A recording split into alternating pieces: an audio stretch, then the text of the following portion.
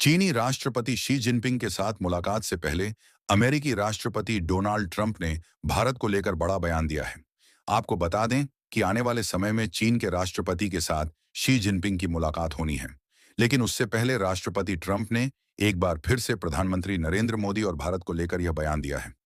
आपको बता दें कि इसके साथ ही रूस को लेकर भी ट्रंप ने बड़ा बयान दिया है।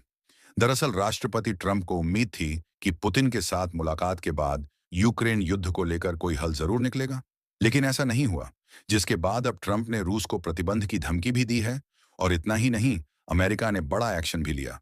रूस की दो सबसे बड़ी तेल कंपनियों पर भी प्रतिबंध लगा दिए हैं। तो अब यह बड़ी खबर है। लेकिन उससे पहले अब भारत को लेकर भी अमेरिकी राष्ट्रपति डोनाल्ड ट्रंप ने बड़ा बयान दिया है। और शी जिनपिंग के साथ मुलाकात से पहले यह बयान सामने आया है। यह बयान बहुत ही महत्वपूर्ण है। आखिर ट्रंप ने भारत के बारे में क्या कुछ कहा, आपको बताते हैं।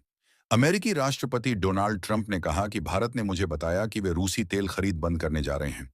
यह एक प्रक्रिया है। रूस से तेल खरीदना यूं ही बंद नहीं कर सकते।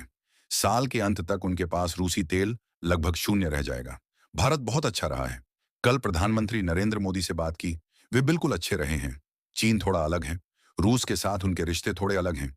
यह कभी अच्छा नहीं था, लेकिन बाइडेन और ओबामा की वजह से उन्हें एक साथ आने के लिए मजबूर होना पड़ा। उन्हें कभी भी एक साथ आने के लिए मजबूर नहीं किया जाना चाहिए था। चीन रूस दोस्ताना नहीं हो सकते हैं। बाइडेन और ओबामा ने ऊर्जा और तेल के कारण उन्हें एक साथ आने के लिए मजबूर किया। वे सामान्य से ज्यादा करीब हैं। मैं शायद इस बारे में बात करूंगा। मैं उनसे असल में इस बारे में बात करूंगा कि हम रूस और यूक्रेन के साथ युद्ध कैसे समाप्त करें, चाहे वह तेल के जरिए हो, ऊर्जा के जरिए हो या किसी और चीज के जरिए। इसके अलावा अमेरिका ने रूस की दो तेल कंपनियों पर प्रतिबंध लगाया है, जिसके बाद से अमेरिका को उम्मीद है कि आने वाले समय में रूस और यूक्रेन युद्ध समाप्त हो जाएगा। रूसी कंपनियों पर प्रतिबंध के बारे में डोनाल्ड ट्रंप ने कहा कि आज बहुत बड़ा दिन है। देखिए, यह बहुत जबरदस्त प्रतिबंध है। हमें उम्मीद है कि युद्ध सुलझ जाएगा। पिछले हफ्ते उनके लगभग 8,000 सैनिक मारे गए। पिछले हफ्ते कई रूसी और यूक्रेनी मारे गए। हमें लगता है कि यह हास्यास्पद है और हम चाहते हैं कि यह खत्म हो। मुझे लगता है कि इस समय दोनों ही शांति चाहते हैं। लगभग 4 साल हो गए हैं। अगर मैं राष्ट्रपति होता तो यह कभी शुरू ही नहीं होता। गौरतलब है, संयुक्त राज्य अमेरिका के राष्ट्रपति डोनाल्ड ट्रंप ने बुधवार को मलेशिया, दक्षिण कोरिया और जापान की अपनी आगामी राजनयिक यात्रा का ऐलान किया और साथ ही यह बताया कि दक्षिण कोरिया में चीनी राष्ट्रपति शी जिनपिंग के साथ उनकी मुलाकात होगी। इस मुलाकात में रूस और यूक्रेन युद्ध को लेकर चर्चा की जा सकती है।